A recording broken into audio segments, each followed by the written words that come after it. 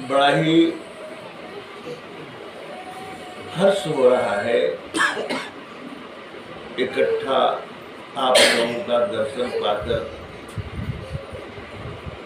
धनंजय जी के प्रयास से इस पुनीत अवसर पर यह सत्संग की गोष्ठी रखी गई है और सौभाग्य हमारा इस बात का है कि सदगुरु कबीर साहब की महिमा अभी सुने। सदगुरु कबीर साहब चारों युगों में प्रकट होते हैं। सदगुरु कबीर साहब युग दृष्टा तो है, वो संसार को ज्ञान देने के लिए ही आते हैं, इसलिए उन्हें दूसरे शब्दों में ज्ञानी जी कहा जाता है। वह ज्ञान के स्वरूप ही है। सदगुरु कबीर साहब के शरण में पहुंचने वाले प्राणी सतलोक जाते हैं। सतलोक से आकर इस काल के संसार में काल ग्रसित जीवात्माओं को, काल तपित जीवात्माओं को त्राण दिलाने के लिए सदगुरु कबीर साहब चार युग में प्रकट होते हैं। सतयुग में सत सुकृत देव, त्रेता में गुरु मुनिंद्र देव, द्वापर में संत करुणामय और कलयुग में सत्य कबीर के नाम से आते हैं। और जीवों को सुख शांति पहुंचाने के लिए, जीवों को इस संसार से उद्धार करने के लिए यह काम उनका है। कबीर साहब ने जीवन में कभी किसी को तलवार वार नहीं किया, धनुष पर बाण चढ़ा करके किसी जीव को नहीं मारा, बल्कि संसार के प्राणी अहंकार में चूर व्यक्ति कबीर साहब को प्रताड़ना दी। उसे जानने के लिए, उसकी परीक्षा लेने के लिए, उनकी परीक्षा लेने के लिए सदगुरु कबीर साहब ने 52 प्रकार की कसनी दी। 52 प्रकार की मौत की सजा उन्हें मिली, पर कोई मार नहीं सका, क्योंकि जन्म और मृत्यु से सदगुरु कबीर साहब परे हैं।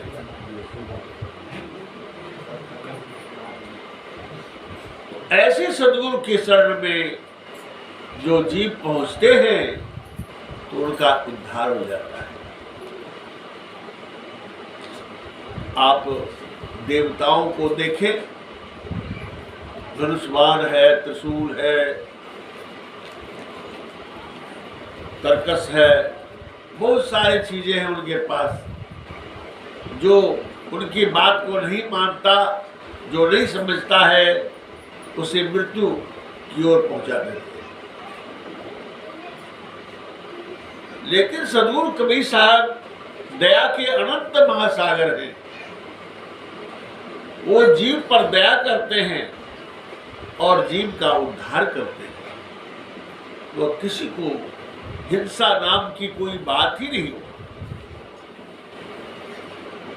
इसलिए सदगुरु कबीर साहब ने कहा कि संसार में जितने प्राणी हैं सभी हमारे हैं।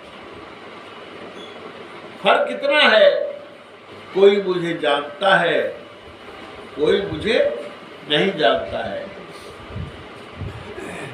आवाज कम कीजिए। कोई हमें जानता है, कोई नहीं जानता है। फर्क इतना ही है, लेकिन सारे प्राणी हमारे हैं। इसलिए उन्होंने कहा, मैं तुम्हें जाना, तुम मुझे जानो। मैं तुझे जानता हूं, तुम मुझे जानो। लोक वेद का कहा न मानो। शास्त्रों की बात ही समाप्त हो जाती है। शास्त्रों में बातें लिखी है, लोग अक्सर किताब ही किया बन जाते हैं। किताबों को पढ़ने में समय बिता देते हैं जीवन पर्यंत, और किताब में ही रह जाते हैं। भजन नहीं कर पाते, जबकि मूल बात है भजन करना। जो व्यक्ति भजन नहीं करते हैं, उन व्यक्ति का क्या होगा? किताबें पढ़ लेते हैं और पढ़ने में लगे रहते हैं, उन्हें किताब में थोड़ा मजा आता है और किताब ही अच्छा लगता है। बार बार आगे पीछे मत कीजिए, कम रहने दीजिए बस।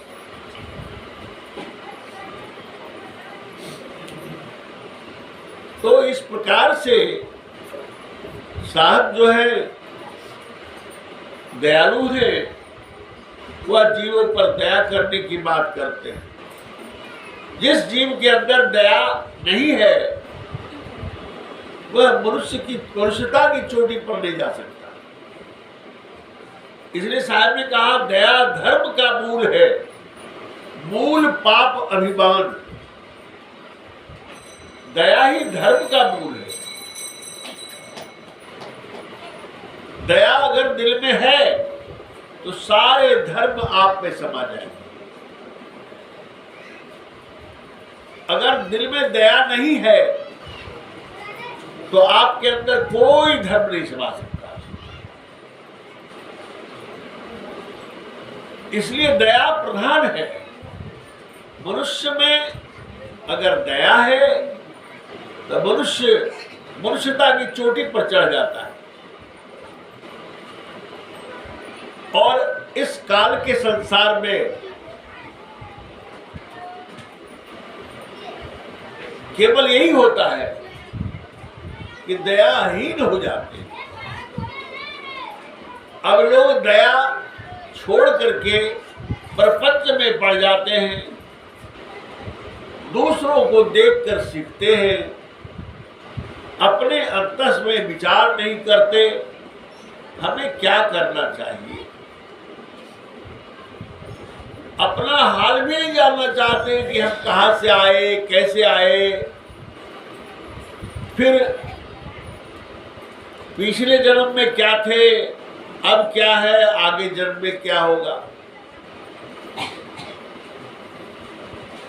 यह जानकारी होना मनुष्य के जीवन में सबसे पहला काम है। मैं कौन हूं? जब ध्यान करते हैं सबसे प्रथम यही दृष्टिगोचर होता है। आप पहले कौन थे, अब कौन हैं, और फिर आगे क्या होंगे। अब इस जन्म में आकर, मनुष्य जन्म को पाकर आप ये नहीं जान पाए, तब क्या जान पाएंगे। और फिर कैसे शांति मिलेगी, संतोष होगा। शांति और संतोष व्यक्ति को तब होता है जब अपना स्वाध्याय हो जाता है, अपने आप को जान लेते हैं। जब अपने आप को जान लेते हैं और अपनी शुद्धि हो जाती है, तो फिर अपने आत्मिक स्तर पर भजन शुरू होता है। इसके पहले तो भजन है नहीं। भजन केवल ध्यान कर लेते हैं। ध्यान करने वाले जो कहते हैं मैं ध्यान कर रहा हूं, आप ध्यान क्या करेंगे? मन इंद्रियों से ध्यान नहीं किया जाता है, यह बात जान लें। मन जो है इंद्रियों का मालिक है और सारी इंद्रियां मन के अधीन है। आपका मन जैसा करता है, मन का जो हुक्म होता है, आपकी इंद्रियां विवश होकर के वह कार्य करती है। फिर मन इंद्रियों के बीच जितनी बातें हैं वह सभी माया है। लोग कहते हैं घर मकान माया है, परिवार माया है, सबको छोड़ करके जंगल की ओर चले जाना चाहिए या किसी आश्रम में जाके रहना चाहिए। ये सब बातें अच्छी नहीं है। साहब ने कहा मन माया तो एक है, माया मन ही समाए, तीन लोक संशय पड़ी, काहे कहूं समझाए। मन और माया एक ही है और माया मन में समाई हुई है। जब माया मन में समाई हुई है तो भजन कैसे होगा? लोग परिवार को, संसार को माया कह करके अपने आप को धोखे में डाल रहे हैं। धोखे में डाल रहे हैं और कुछ नहीं है, कोई माया नहीं है। माया केवल आपके भीतर आपका मन ही है और माया किसी को नहीं पकड़ती, माया किसी को नहीं पकड़ती। माया तो जड़ है, मन में वह माया समाई हुई है और वह मन आपका भटका हुआ है। कहां? संसार को देखकर, संसार को देखने में लगे हुए।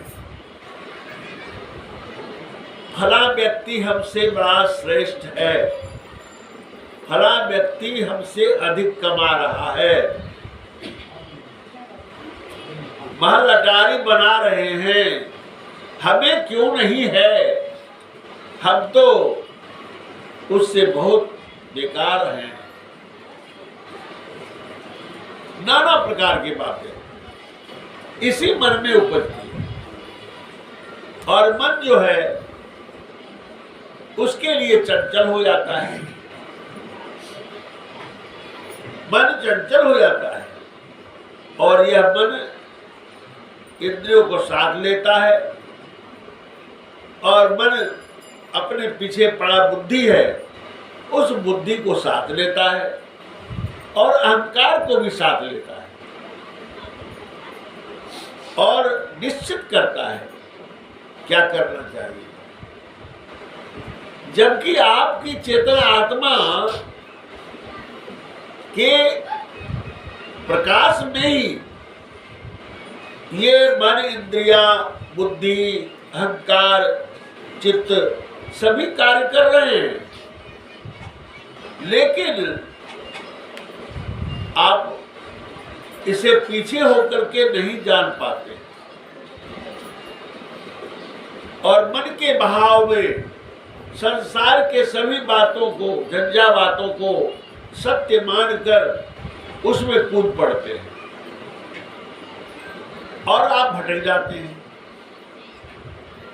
इसलिए इन सभी बातों को जानकारी दिलाने के लिए गुरु की आवश्यकता होती है।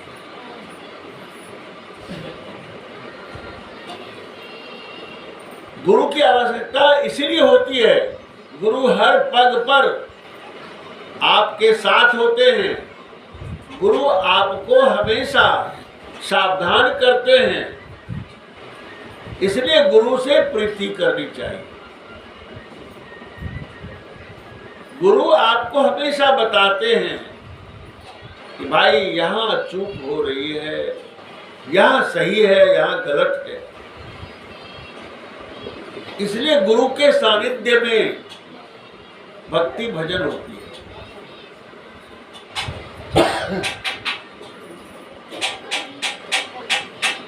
तो गुरु शिष्य का संबंध अन्योन्याश्रित है।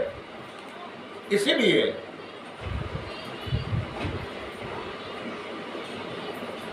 लोग गुरु को केवल ये मानते हैं, गुरु ने हमें बता दिया बस हो गई बात, दीक्षा दे दी, साधना बता दिया बस हो गई बात। लेकिन वो वही रह जाते हैं, क्योंकि उसे और कुछ करना धरना तो है नहीं। घर में बैठ करके टाइम पर थोड़ा सा ध्यान कर लेते हैं और उगते हैं, नींद में आया। लेकिन गुरु से प्रेम जोड़ना, गुरु से प्रीति जोड़ना, ये बड़ी जरूरी है अध्यात्म मार्ग में। शायद कहते हैं जब मैं था तब गुरु नहीं, अब गुरु है हम नाही, प्रेम गली अति साकरी तावे दोन समाई। प्रेम की गली, और कवि साहब ने कहा प्रेम नगर में रहनी हमारी, भली बनियाई सबूरी में, संतोष में। जब आप संसार के वैभव से, संसार के हर क्रिया से अंतर्मुख होकर के गुरु से प्रीति नहीं जोड़ेंगे, गुरु के बताए मार्ग पर, गुरु के रास्ते में आप संघर्ष नहीं करेंगे, तो बातें समझ में नहीं आएगी। इसलिए कहा तीन लोक नौखंड में गुरु से बड़ा न कोई, करता करे न कर सके गुरु करे सो। कर्ता कहते हैं जो ईश्वर है, परमात्मा है, वो नहीं कर सकता जो गुरु कर देते। क्योंकि आप समझते हैं गुरु लौटने का मार्ग बताते हैं, और आप मन के आधार पर जब किसी प्रतिमा मूर्ति को स्थापित करके उसमें षोडशोपचार करते हैं, दिन रात उसमें लगे रहते हैं, तो वो आपको न ज्ञान देता है न कुछ बताता है, आप उसी में लगे रहते हैं। वह निर्जीव है, सजीव नहीं है। अब देखिए कैसी परंपरा दुनिया में चलाई गई है कि पंडित जी उस मूर्ति में प्राण फूंकते हैं, प्राण प्रतिष्ठा करते हैं। तो भाई प्राण प्रतिष्ठा करते हैं आप, तो मूर्ति बोलती क्यों नहीं है? अगर मूर्ति नहीं बोलती है चलो कोई बात नहीं है, आपके पिताजी मर गए, उसमें प्राण प्रतिष्ठा फूंक देते, फिर से जिंदा हो जाता। तो क्या मूर्खों को और मूर्ख बनाने के लिए यही सब उपाय सोचता है?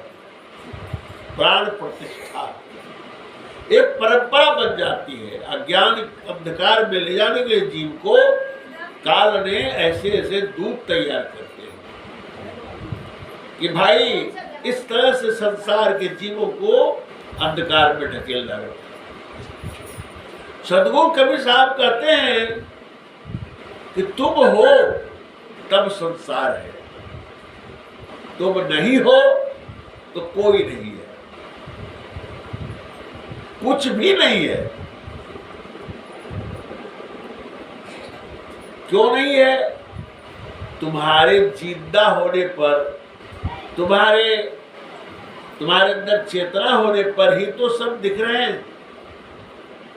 आपको गहरी नींद आ जाती है तो रोज मर जाते हैं। नींद से जगते हैं तो संसार के लिए ये करो वो करो, सुबह से जगने के बाद सोने तक आप यही चिंतन करते हैं, इसी में लगे रहते हैं, केवल संसार, घर, परिवार सब इसी में। और एक दिन जब मर जाते हैं तो कोई साथ नहीं जाता है, कोई साथ नहीं देता है। डॉक्टर, वैद्य, हकीम लाख बुला ले, उठे बैठे, आपके दर्द पीड़ा को भी आपका साथ देने वाला नहीं है।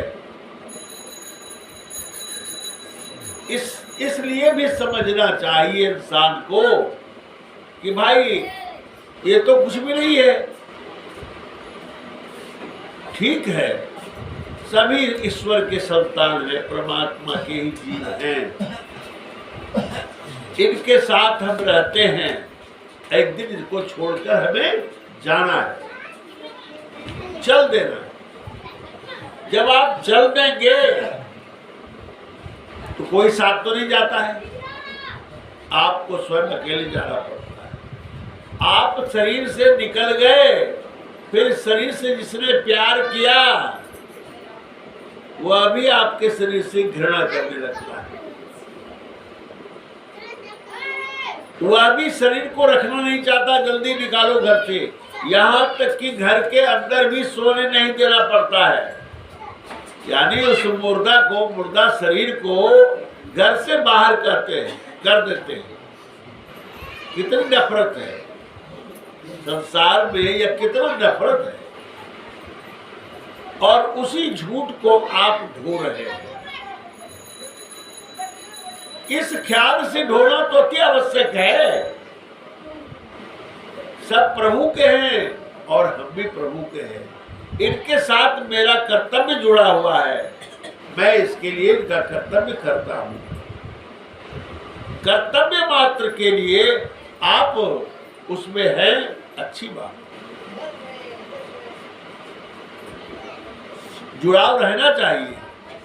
लेकिन होता क्या है, लोग सोचते हैं कि मैं ना रहूं तो ये कैसे जिएगा, इसकी व्यवस्था कौन करेगा। अब अंकुर पे अंकुर फूटता रहता है, मन इंद्रियों का काम हो रहा है, मन इंद्रिया उसी में लिपटी हुई है और उसी के लिए चिंतन करते करते जीवन व्यतीत हो जाता है।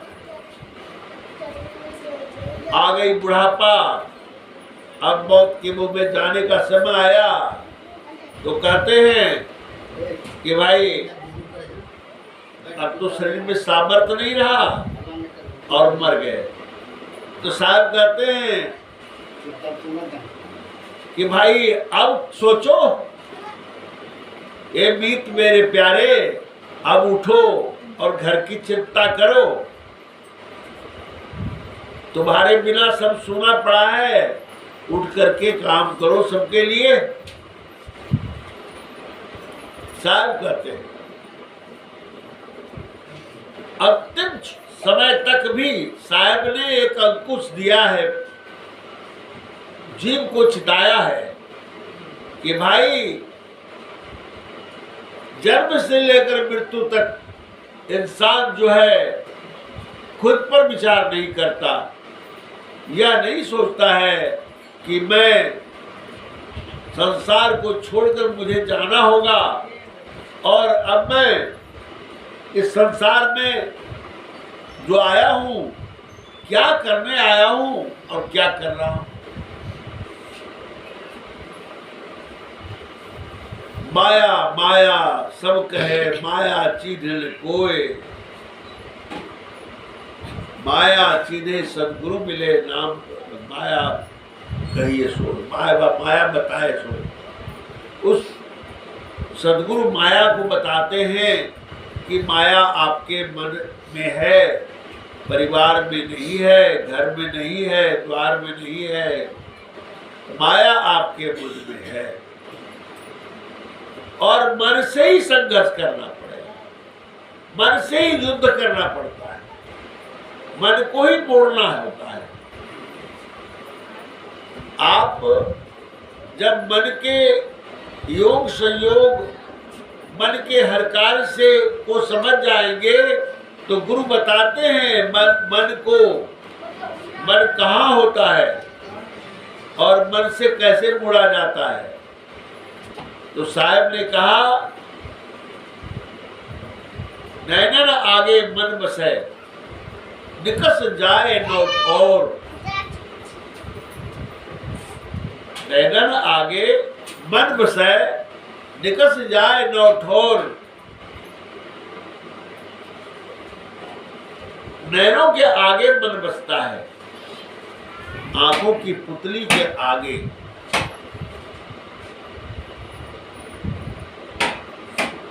गुरुगम हो तो परख ले, नहीं तो कर गुरु हो।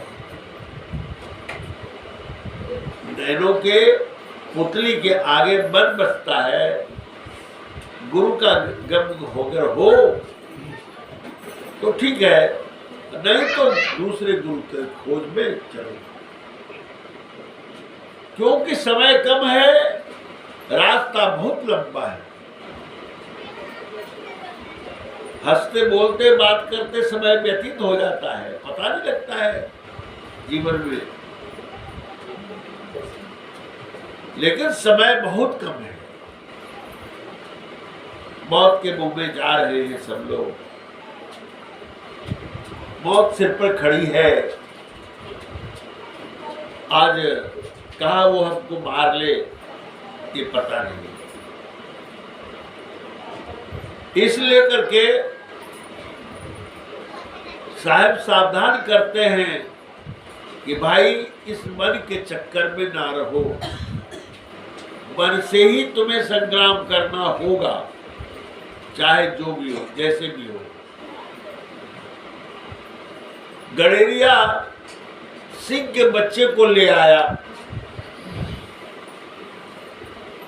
और भेड़ बकरों में उसको पालने लगा। अब भेड़ बकरों को देखकर गडेरिया के साथ वह सिंह का बच्चा जो जो होश उसके अंदर आया, क्यों तो वह सोच लिया, अरे यही तो हमारे अपने हैं, जिसके साथ मैं रोज खेलता हूँ, कलरव करता हूँ।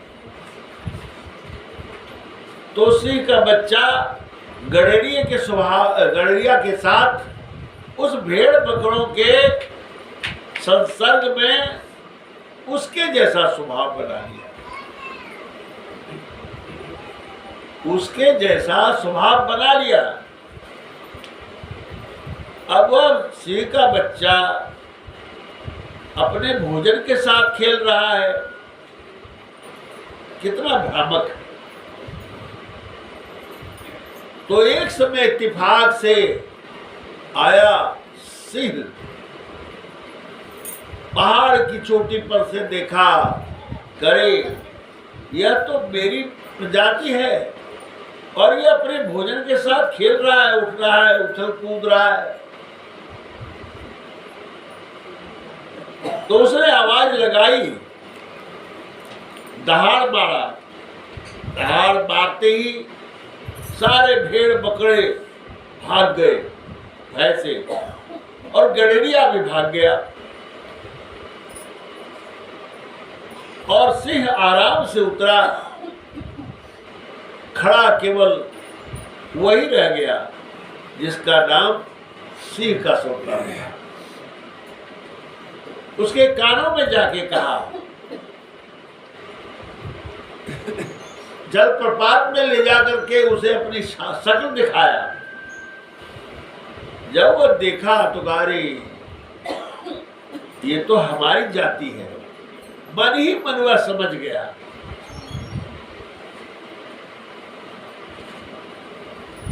भेड़ बकरों के साथ खेलने वाला वह सिंह का संतान अब गडरिया के पास क्यों जाएगा?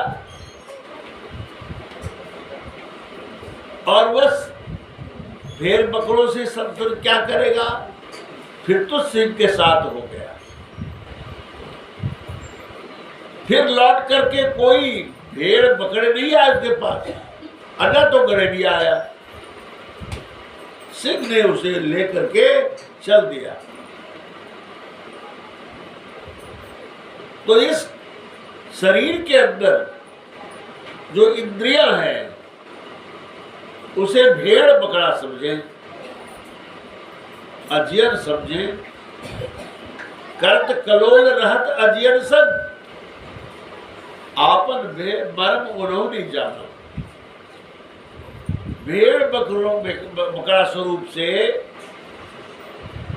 जो इंद्रियां हैं उसमें कलरव करते हुए और मन रूपी गडरिया के साथ रहते हुए या आत्मा रूपी सिंह का बच्चा भ्रम में पड़ गया और वह इसके साथ मौज ले रहा है, कलरव कर रहा है। अज्ञान में ही सही वह समझता है कि मैं बहुत अच्छा हूं, बहुत सीखी हूं। साथ दृष्टांत में यह बताते हैं। उसी तरह से सभी प्राणियों के साथ है कहानी। इतना सुंदर मानव तन पाकर के भी वह यह नहीं जाना कि मैं कौन हूं, और उसी के साथ रह करके सोचता है कि मैं आनंद में हूं, मैं आनंद भोग रहा हूं। यही सब कुछ है। तो सदगुरु कबीर साहब कहते हैं कि भाई यह तो तुम्हारा भ्रम है, तुम यह नहीं हो, तुम तो चेतन आत्मा हो और सत्य हो। सत्य को सत्य ही मिल सकता है, सत्य का खोजी सत्य कर सकता है, लेकिन तुम असत्य में पड़े हुए हो। ये संसार परिवर्तनशील है, एक जैसा नहीं रहता है। तुम ही ऐसे सत्य हो कि तुम में परिवर्तन नहीं होता है। तुम अपनी बात को समझ नहीं पाए आज तक कि तुम कहां से आए हो, क्या हो और क्या होना चाहिए तुम्हें। इन सारी बातों से परिचित नहीं हुए हो, इसलिए इसका परिचय सदगुरु कराते हैं। इसलिए सदगुरु की महिमा अनंत है। अनंत क्या उपकार, लोचन अनंत उहारिया, अनंत दिखावत। सदगुरु की महिमा अनंत है। अनंत क्या उपकार, उसके उपकार की का सीमा नहीं है। और आपके अनंत दृष्टि को खोल करके दिखा देते हैं। लेकिन सदगुरु में प्रीति होनी चाहिए। आज तो सदगुरु की बाढ़ है, सभी अपने नाम में सदगुरु लिखते हैं। गुरु तो लिखना चाहते ही नहीं, सभी सदगुरु हो गए। भाई सदगुरु कोई एक ही होता है, सब सदगुरु नहीं होते।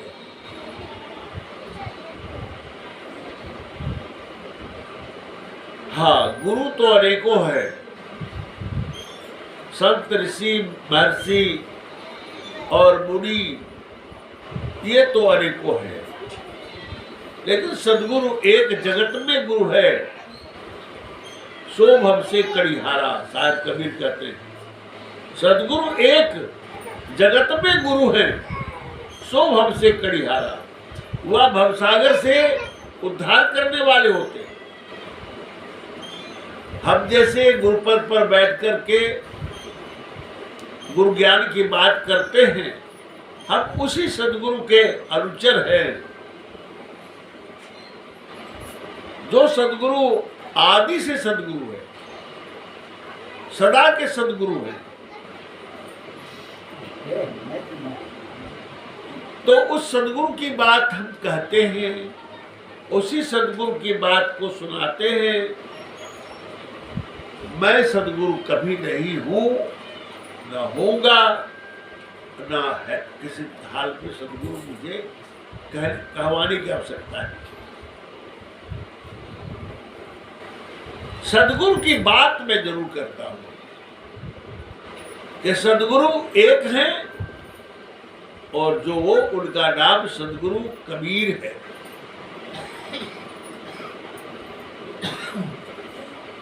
तो कबीर साहब ऐसे कैसे करते हैं? देखिए कबीर साहब कैसे दयालु हैं। उन्होंने क्या कहा? दास कहना कठिन है, हम दासन में दास। अब तो ऐसा होए रहूं पांव तले की घास। कबीर साहब कहते हैं कि हम पांव के नीचे की घास बन गया हूं। दास कोई लिख दे अपने में, दासा तन की अधिक महिमा, सेवा कुंड नहाइए। साहब ने कहा दासा तन की महिमा है, सेवा कुंड नहाइए। सेवा भाव नहीं है। जो सेवा भाव होना चाहिए वह नहीं है, तो वह सेवा भाव नहीं होने से उद्धार कैसे होगा?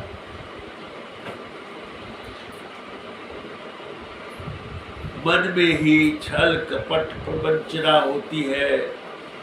मन जो है कहीं हिंसक होता है, कहीं चंचल होता है, और मन में सारे उत्पात होते हैं। इंद्रियों का साथ लेकर मन क्या से क्या कर्म कराता है। मन में ही मान होता है, सम्मान होता है, मन में ही अहंकार पैदा होता है।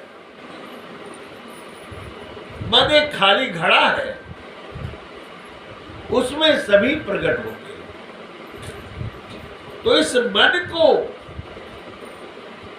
मोड़ने के बाद, मन से ऊपर उठने के बाद तब भजन होता है। जब तक मन से ऊपर नहीं उठा गया तब तक भजन की परिकल्पना करना वह सार्थक नहीं है। मन से, मन जो है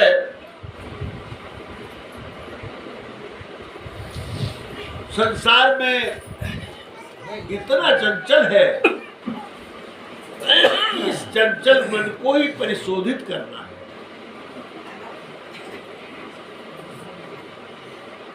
तो इस मन को परिशोधित करने के लिए क्या कर रहे हैं? क्या करना चाहिए? तो मन से सेवा करनी चाहिए, मन से सेवा करनी चाहिए, सदगुरुओं की सेवा करनी चाहिए। वह सेवा से आत्मबल बढ़ता है, उस सेवा से एक ज्ञान प्रकट होता है। और अब ज्ञान की बात है तो ज्ञान भी अनेकों प्रकार के, प्राकृतिक ज्ञान है, अध्यात्म ज्ञान है। प्राकृतिक ज्ञान, किताबी ज्ञान, अनेकों प्रकार के ज्ञान है। लेकिन सत्य ज्ञान की प्राप्ति के लिए सद्गुरु की सेवा अनिवार्य।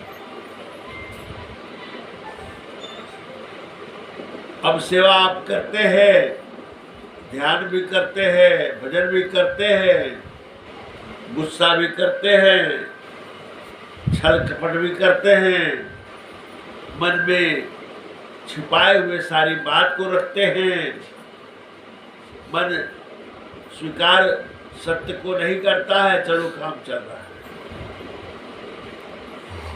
लेकिन इन सबसे काम चलने को नहीं है।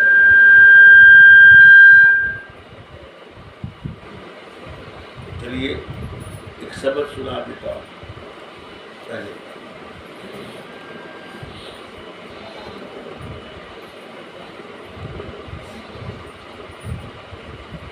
सद्गुरु शब्द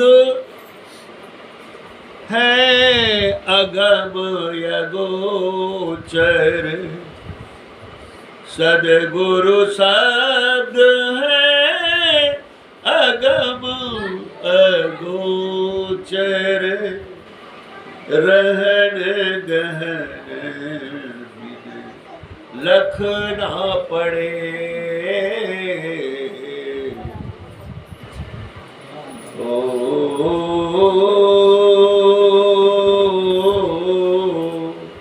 सद्गुरु शब्द है अगम अगोचर,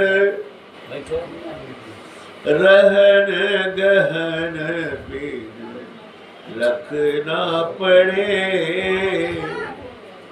अनहद सार गगन में बाजे, अनहद तार अनहद तार गगन में बाजे, बिनु समझे कुछ लख ना पड़े, सद्गुरु शब्द अगम अगोचर।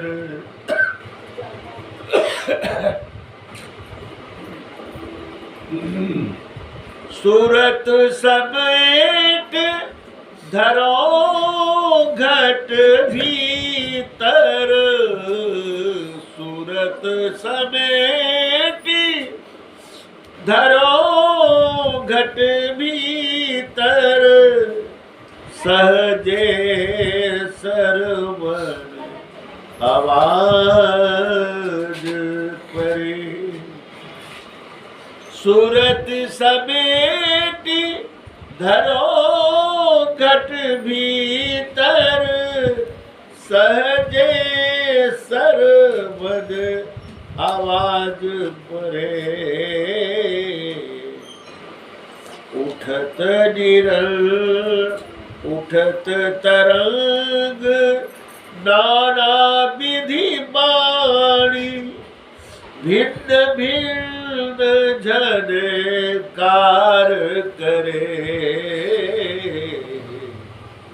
सद्गुरु शब्द है अगम यगोचर, रहन गहन बिनु लख न पड़े,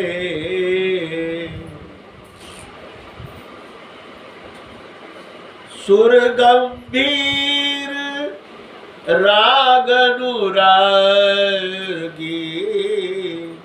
सुर गंभीर राग अनुरागी, चित दे सुने ताको काज सरे,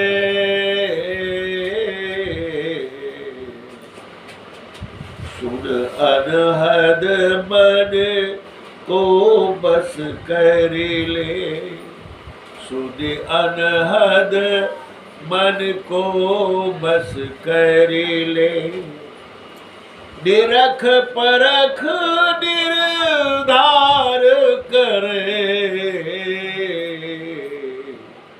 सद्गुरु शब्द है अगम यगोचर, रहन गहन बिनु लख न पड़े।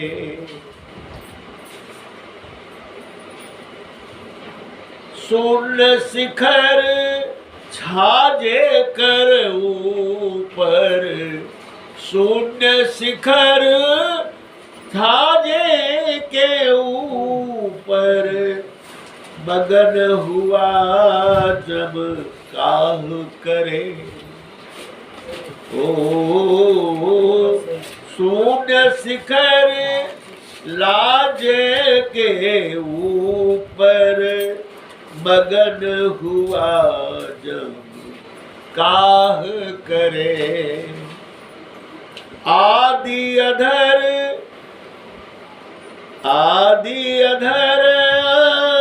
स्थान पुरुष को, जहाँ वह बैठी कलोल करे। सद्गुरु शब्द है अगम अगोचर, रहन गहन बिनु लख न परे।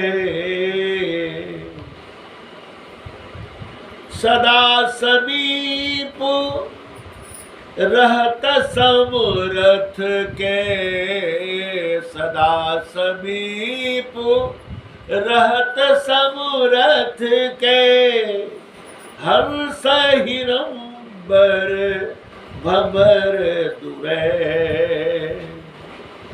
सदा समीप रहत समरथ के, हंस हिरंबर भंवर दुरै। चवर दुरै। सद्गुरु शब्द है अगम अगोचर, रहन गहन बिन लख न पड़े। छवि निरखो समरथ की मूरत, छवि निरखो समरथ की मूरत, कोट भान प्रकाश करे। कहे कबीर निज बानी दर से, कहे कबीर निज वाणी दर से। जब सद्गुरु दिव्य दृष्टि करे, सद्गुरु शब्द है अगम अगोचर, रहन गहन बिन लख न पड़े। अनहद तार गगन में बाजे, बिनु समझे कुछ लख न पड़े। सद्गुरु शब्द है अगम अगोचर। साहब कहते हैं थोड़ी सा सर्दी इतनी है कि नाक बंद है, आवाज थोड़ी ऐसा लग रही है। साहब कबीर कहते हैं सद्गुरु शब्द है अगम अगोचर, रहन गहन बिन लख न पड़े। अगम जिसका गम नहीं, अगोचर बने इंद्रियों की पहुंच से बाहर। अगोचर यानी इंद्रियों के पहुंच से बाहर। इंद्रिया में क्या है? 10 इंद्रियां हैं, 4 अंतःकरण की इंद्रियां हैं, और इसमें सबसे प्रधान मन है। इन इंद्रियों से अगोचर है, तो कहते हैं लख न पड़े, दिखाई नहीं पड़ता। तो कहते अनहद तार गगन में बाजे, अनहद तार जो है झनकार उठ रहा है, और बिन समझे कछु लख न पड़े, बिना उसको सूक्ष्म धार पर गए उसकी बात समझ में नहीं आती। रेलवे स्टेशन पर आप खड़े हैं, दो मित्र बात कर रहे हैं और उस बीच में ट्रेन आ गई, मेल ट्रेन आ गई और धड़धड़ाहट में आप एक दूसरे व्यक्ति संवाद करना बंद कर देंगे, है कि नहीं? आपका संवाद ही बंद हो जाएगा, क्योंकि एक दूसरे कह भी नहीं सकते या सुन भी नहीं सकते। तो इस हाल में बातें बंद हो जाती। तो ये संसार है, इंद्रिय मन प्राण का संयोग है। इसमें आप इस झंझा बातों में आप उन बात को समझ नहीं पाते जो आपके अंतस में एकांत में वह झनकार हो रहा है। संसार की बातें आपके मन में भरी पड़ी हैं, तो आपके अंदर जो आवाजें हो रही है वो तो आप समझ नहीं पाएंगे। क्यों? कि वह झंझा बातों में जो आपका मन उलझा हुआ है तो वह नहीं समझने देगा। इसलिए कहते हैं रहन गहन बिनु लख न पड़े, रहनी गहनी होनी चाहिए। रहन गहन क्या है? उसे जानने के लिए आपको सूक्ष्म होना पड़ेगा। आप ऐन्द्रिक जगत से ऊपर उठना पड़ेगा। आप कैसे उठेंगे? आपके मन में प्रपंच है, फलाना व्यक्ति ऐसा है, चिलाना व्यक्ति ऐसा है, फलाने बहुत बुरे हैं, फलाने व्यक्ति अच्छे हैं, ये प्रपंच है। एक व्यक्ति दूसरे व्यक्ति से जो बात करते हैं, तीसरे व्यक्ति की बात करते हैं। अपना हाल, उनका हाल रेयर कभी होता है। ज्यादातर तीसरे व्यक्ति चौथे, पांचवें, छठे, सातवें नाना लोगों की प्रशंसा या निंदा, यही दो चीज होती है। इसलिए अंतर की बात कैसे सुनाई पड़ेगा? नहीं सुनाई पड़ेगा। उसी बात को साहब समझाते हैं, अनहद तार गगन में बाजे, बिनु समझे कछु लख न पड़े। बिना उसको समझे दिखाई नहीं पड़ता है। सुरत समेत धरोघट भीतर, सहजे सरवन आवाज परे। सुरत को समेट कर, सुरत क्या है? ख्याल, याद,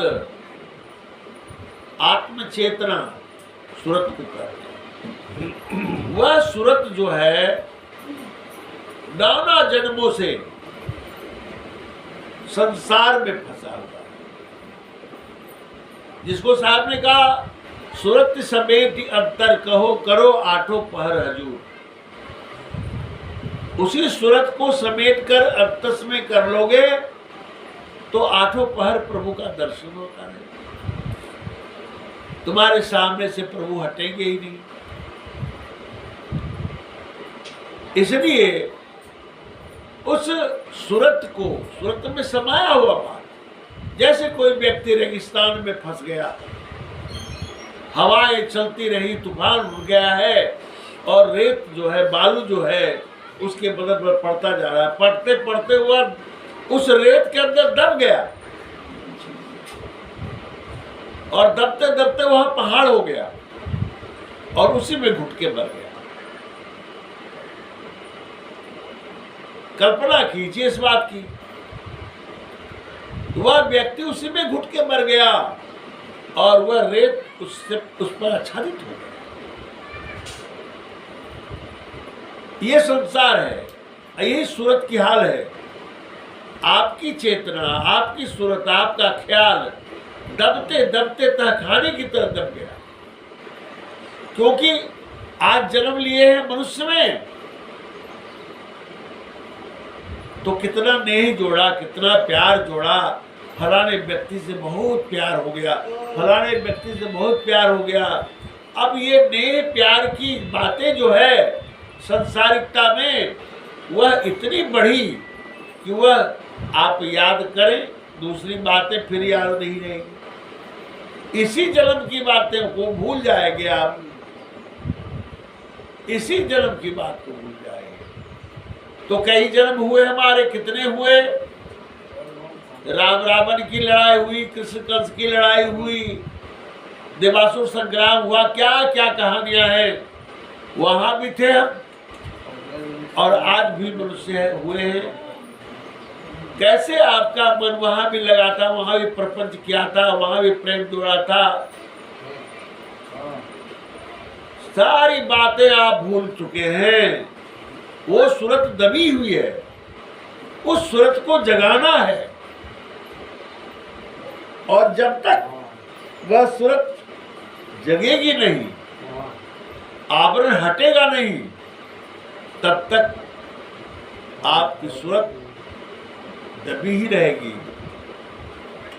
कितना सेवा, कितना सत्संग और कितना श्रम करना होगा अध्यात्म ज्ञान के लिए, तब जाकर वह सूरत जगेगी। साहब कहते सूरत फंसी संसार में, तासे पर गए दूर, सूरत समेटी अंतर करो आठों पर। संसार में सूरत फंसी हुई है, आपकी चेतना लगी हुई है, तो उस चेतना को समेटना है। यही सदगुरु का प्रधान कार्य है, कहना कि आप अपने सूरत को संभालिए, समेटिए। यह मन सूरत में इस तरह से लगा हुआ है, कड़ीबद्ध, और वह इंद्रियों के द्वारा विषयों में फंसा हुआ है। कौन? मन। और सूरत को लेके फंसाया है। सारी चेतना, सारी शक्ति सूरत के माध्यम से आप में, आपके मन को प्राप्त है, इंद्रियों को प्राप्त है। कार्य आपका मन करवा रहा है, कर रहा है। मन की पूजा 3 लोक में हो रही है। 3 लोक में मन की पूजा लोग कर रहे हैं। जहां मन लगता है वही सब कुछ अच्छा लगता है, जहां मन नहीं लगता है वहां से आप उठ के चल देते हैं। तो इस मन को समेटना है इंद्रियों से, इंद्रियों के भाव से, और फिर सूरत को उलटना है। सूरत से, सूरत जब निज देश को जाती है तो मन भी उसके पीछे पीछे पंगु होकर के मन को भी जाना पड़ता है। जहां पर मन की सीमा है वहां मन ठहर जाता है। सूरत मन से अलग हो गई, अमन हो गई सूरत। अमन माने मन रहित। सूरत मन रहित हो गई और तब निज देश में प्रवेश की। जैसे राजा शिकार खेलने या कहीं भ्रमण करने गए, और भ्रमण से जब लौटा संसार को देखकर अपने रंग महल में विश्राम करने गया, तो घोड़े पर चलते थे राजा, तो घोड़ा अस्तबल में बांध दिया। अब खाली पैर पांव अपने रंग महल में प्रवेश किया, वह आनंद विभोर हो गया, वह विश्राम किया। उसी तरह से आपकी सूरत मन के उस दायरे से ऊपर उठ गई और सूरत चली अपने रंग महल में। तो दबी हुई सूरत को सुलझाना कैसे सुलझेगा? तो संत सदगुरु की सेवा करने से छल कपट प्रवंचना समाप्त होगी। जब तक में समाप्त होए, किसी का जल्दी हो जाता है, किसी का जन्म जन्मांतर तक लग जाता है।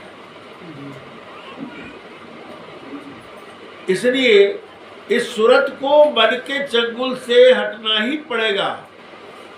कभी कभी सदगुरु की इतनी कृपा होती है कि अष्ट कमल मकरंद में मन व भ्रमर कर बास, नौवा कमल अनूप है मन व भ्रमर कर नाश। 8 कमल इस शरीर के अंदर है, मूलाधार, स्वाधिष्ठान, मणिपूरक, अनाहत, विशुद्ध, आज्ञा चक्र, ब्रह्मोद्याख्यान, सहस्त्र कमल, ये 8 कमल है। और 9वां कमल जो है अनूप है, उसकी उपमा दी नहीं जा सकती। 9वां कमल अनूप है, वह है अक्षर कमल। वह जब खिल जाता है सद्गुरु कृपा कटाक्ष से, तो सारे कमल जो है मूलाधार से लेकर राजदल तक, वो सभी कमल का मुख ऊपर हो जाता है और मन रूपी भंवरा विवश होकर के खींचता हुआ अपने जहां से आया है वहां स्थित हो जाता है। सद्गुरु कृपा से होता है। सेवा से जब सद्गुरु प्रसन्न हो जाते हैं, निश्चल, निष्कपट, निष्प्रिय, निर्मोही, निर्द्वंदी, निरहंकारी, यह जीवात्मा जब हो जाती है, सेवा भक्ति उपासना करते करते, तब वह सद्गुरु की जब कृपा होती है, तो यह मन रूपी भंवरा स्वतः खींचता हुआ विवश होकर के जाके अपने योनि में समा जाता, सूरत अमन हो जाती, तब भजन शुरू हो। अभी इंद्रियों से भजन नहीं होता, प्राण से भजन नहीं होता, मन बुद्धि से भजन नहीं होता। भजन तो चेतन का है। जड़ कर्ण की इंद्रिया, चेतन कर्ण की इंद्रिया, दोनों इंद्रिया है। लेकिन जड़ कर्ण की इंद्रियों से जब तक चेतना ऊपर नहीं उठती है, तब तक भजन नहीं होता है। साहब कहते हैं सुरत समेट धरो घट भीतर, सहजे श्रवण आवाज परे। जब घट के भीतर समेट करके सूरत आ जाती, गुरु के लक्ष्य में लक्षित हो जाती, तो अनहद शब्द उठता है, झनकार सुनाई देता है। तो साहब कहते हैं उठर तरंग नाना विधि, नाना विधवाणी, भिन्न भिन्न झनकार करे। कभी मुरली की आवाज, झांझ, डक, किंकिन, शहनाई, सिंह गर्जन, आने कई आवाजें समय से। बाहर के साजवाज किसी काम का नहीं रहता। तो उस ध्वनि में आपका मन जो है मोहित हो जाता है। उसके बाद उसमें शब्द को परखना पड़ता है।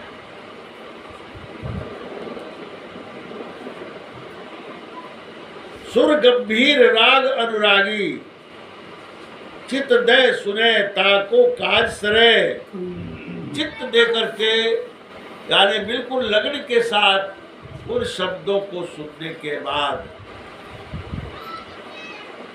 वह एक शब्द है जिससे आपकी सूरत को ऊपर खींचा जाता है। कहते हैं साहब, सुन अनहद मन को बस कर ले, निरख परख निर्धार करे। उस अनहद को सुन करके मन को बस में कर ले, और वहां से जब निराधार, कोई आधार अवलंब नहीं, वहां से आपकी स्वर जल आगे बढ़ेगी। दयालु गुरु की कृपा से। तो कहते हैं साहब, शून्य शिखर छाजे के ऊपर मगन हुआ जब काह करे। उस शून्य शिखर पर पहुंचने के बाद जब क्या करेगा, आपका क्या बिगाड़ लेगा? किसी की हस्ती नहीं है।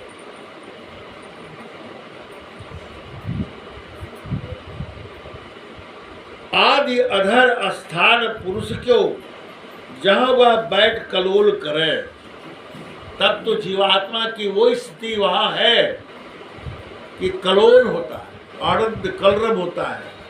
आनंद में भोक्ता अपने आप को ही भूल जाता है कि मैं क्या हूं, कौन हूं, कैसा हूं।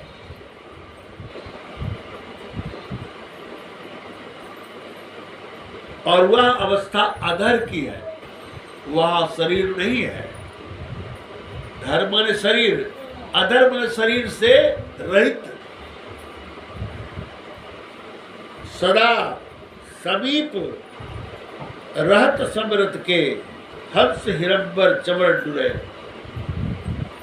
वहाँ वह सत्य का चवर, सत्य का विषावन, सत्य की आत्मा, सब सत्य ही सत्य होते हैं। छवि निरखय समरथ की मूरत, छवि जो है मूर्त, उस समर्थ प्रभु की मूर्ति का दर्शन होता है। कोटि भानु प्रकाश करे, करोड़ों सूर्य के समान प्रकाश होता है। वहाँ न शरीर है, न इंद्रियां है, न मन है, न बुद्धि है, न अहंकार है। सारे क्षय हो गए, सबसे रहित हो गए। आप केवल चेतन स्वरूप आत्मा स्थित है। वह अवस्था कोटि भान प्रकाश करे, कहे कबीर निज वाणी दर्श है, जब सदगुरु दिव्य दृष्टि करे। तब यह वाणी जो अभी हमने कहा, यह वाणी स्पष्ट दिख जाता है, समझ में आ जाती है जब सदगुरु प्रकाश करते हैं। कृपा सदगुरु की होती है। इसलिए जीवन में सत्संग करते रहें, भक्ति भाव करते रहें, संस्कार बनता रहेगा और धीरे धीरे संस्कार बनते बनते एक दिन अवस्था आएगी। निराश होने की आवश्यकता नहीं है, वह अवस्था आएगी ही। और चलते रहे, अंतर्मुख होने का प्रयास अभ्यास करते रहें। सत्यों की सेवा, गुरु की सेवा निश्चल होकर करें, कोई छल कपट नहीं। अगर छल कपट रखेंगे तो सेवा हुआ ही नहीं, सेवा नहीं होगी। सेवा तब होती है जब छल कपट नहीं होता है। अहंकार विलुप्त करना है। अहंकार ही सब दुर्गुण का कारण है। कह दिया ना, सत्यरदास जी महाराज ने कहा कि हम बड़ कवि कुलीन, हम पंडित, हम योगी सन्यासी, पढ़े गुणे सूर कविदाता, या ही कहीं मति नासी। संत कहते हैं कि हम बड़े कवि हैं, हम बड़े प्रवक्ता हैं, हम बड़े गुणवान हैं, हम बड़े जोगी हो गए, हम बड़े संत हो गए, हम सदगुरु हो गए, आदि आदि भावनाएं मन में संजोग करके और संसार में पुनर्मोक्ष को भव हो जाते हैं। देखने को तो लगता ही है कि इतना बड़ा सदगुरु है, इतने प्रचार है, इतना 10 लाख 15 लाख 20 लाख शिष्य बन गए, लेकिन अब शिष्य को संभालेंगे कि अपने समय? पैसे जोड़ने में समय गुजर गया और इसी के पीछे परेशान रह गए, समय चूक जाता है। संसार के लोग कुछ और समझ रहे हैं, आप कुछ और। इसलिए कबीर साहब ने कहा, मन लागो मोरे यार फकीरी में, जो सुख पाया नाम भजन में, सो सुख नाही अमीरी में, भला बुरा सबका सुन लीजिए, कर गुजरान गरीबी में। कहा गरीबी में गुजरान करने की दिक्कत है। हाथ में कुंडी, बगल में सोटा, चारों दिशा जगीरी में, जितना सुख वैभव गृहस्थों के पास है यही बहुत है। साधु को क्या कहता है? कबीर साहब ने कहा, उधर समाता अन्न ले, तन समाता चीर, अधिक संग्रह ना करे, ताका नाम फकीर। आज आश्रमों की होड़ है, आज आश्रम में धन इकट्ठा करने की होड़ है, और संत हो गए राजा और राजा हो गए साधारण व्यक्ति। तो ये चक्कर है, तो हमें वो चक्कर नहीं चाहिए। हमें तो भाई भजन करना है, गरीबी रहने में आनंद है। दया गरीबी बंदगी, समताशील स्वभाव, इतने लक्षण साधु के कहे कबीर सतभाव। दया गरीबी बंदगी। आज ही कह रहे थे, पप्पू जी है हमारे संत आते हैं तो लाखों करोड़ों रुपए के मांग होता है। अब इतना संपत्ति जमा करके और कथा करेंगे, कुछ प्रसंग कहेंगे, उसके लिए करोड़ों रुपया खर्च हो रहा है। करोड़ों रुपया खर्च करेंगे और उसमें उनका 25 लाख हो, 30 लाख रुपया डोनेशन देना पड़ता है, तब उनका कथा प्रसंग सत्संग हुआ। तो इससे पैसे तो जमा हो जाएंगे, लेकिन भजन कब हो, भजन कब हो जाए। इसलिए पैसे नहीं जोड़ना है, धन जमा नहीं करना है, बस फकीरी अंदाज ही आनंददायक है। हमें तो भाई इतना ही चाहिए और कुछ नहीं चाहिए। हमारा काम चल रहा है, हम तो किसी से कहते हैं भैया कुछ मत देना हमें, बस ऐसा ही ठीक है। बहुत ऐसा ही चलता है, कहीं कहीं होता है, बहुत देने के चाहते हैं तो हाथ जोड़ लेते हैं, नहीं रखिए अपने पास, आपके काम आएगी। भजन करते रहें, सेवा सत्संग करते रहें, और क्या करना है दुनिया में। इतना एक करके वाणी को विराम देता हूँ। साहेब बंदगी, साहेब